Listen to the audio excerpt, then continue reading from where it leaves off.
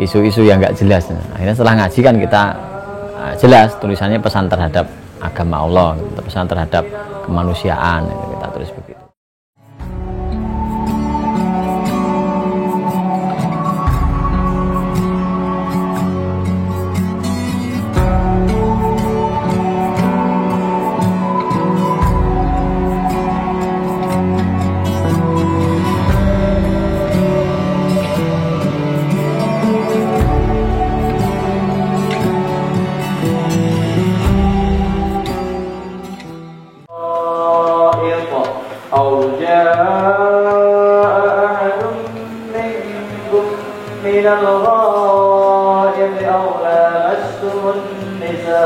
Dari Syakir bin Salamah rahimahullah yang berkata, itu masuk berkhutbah kepada kami, dia berkata, wallahi laqad akhadtu min. Jadi dari Abdullah bin Mas'ud yang berkata dijawab. Tapi memang ada orang-orang yang mendapat keutamaan langsung Rasul sebutkan, kamu doanya langsung dijawab.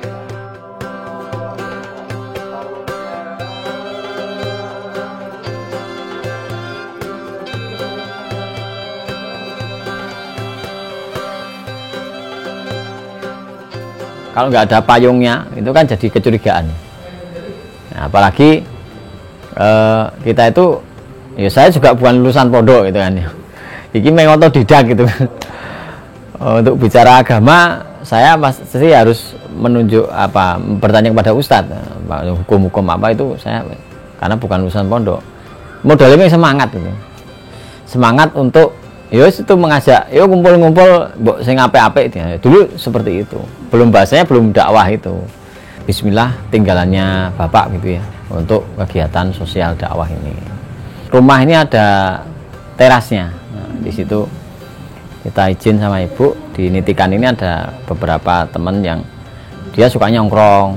Tapi kan nongkrong nggak terarah. Akhirnya kita ajak ngaji sini loh. Ya minimal seminggu sekali atau 2 minggu sekali kita ketemu untuk bicara agama.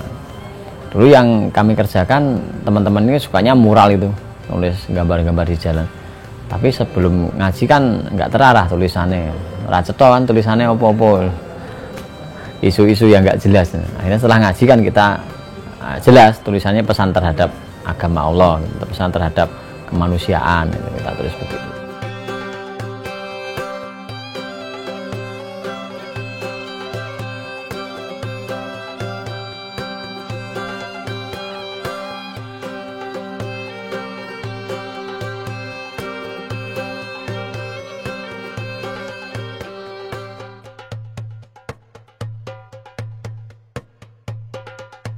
Makanya 2014 itu kita putuskan, wah berarti ini segmentasi kita ya, bahasa dakwah ini harus kemana? Berarti ke anak muda. Itu diputuskan setelah melihat follower itu. Dulu belum fokus, ya ada yang orang tua datang, dulu begitu. Setelah fokus ke anak muda, maka bahasa poster kita, bahasa penyampaian ustadz yang kita undang itu ya harus ini, ya gitu, yang santai, yang bahasanya itu ya kita tetap bicara ayat, bicara hadis ya, cuman cara penyampaiannya kan kita pilih. Berbagai ustadz kan macam-macam cara penyampaian.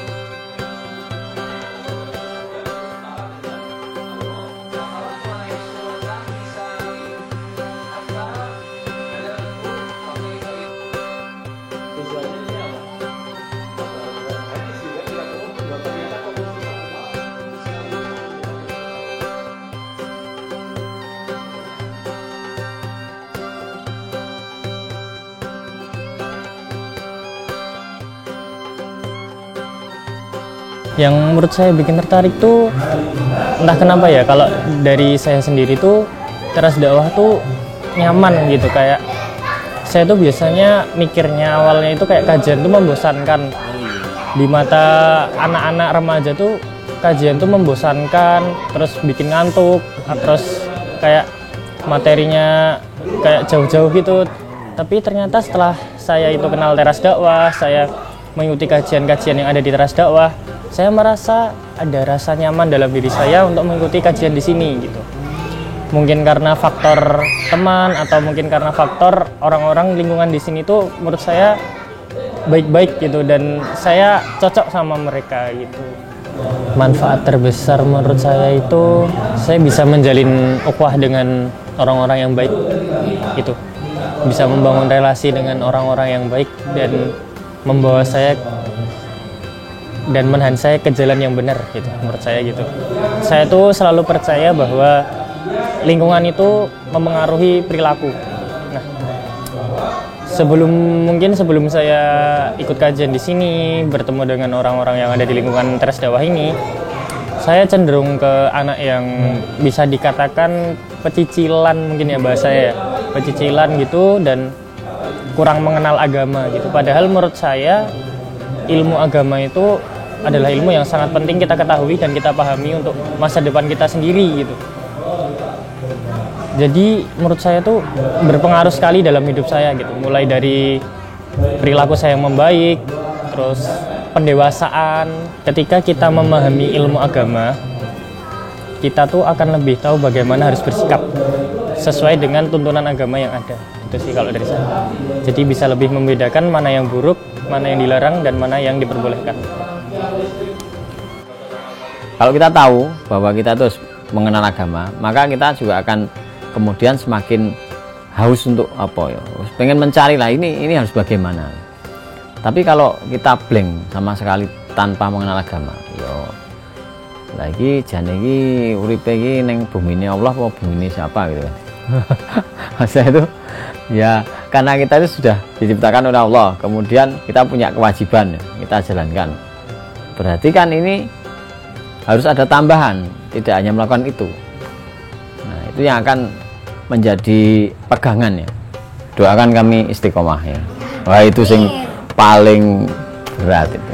Istiqomah. Ya. Kalau Mbak Isti ya tetangga itu. Waduh. Istiqomah.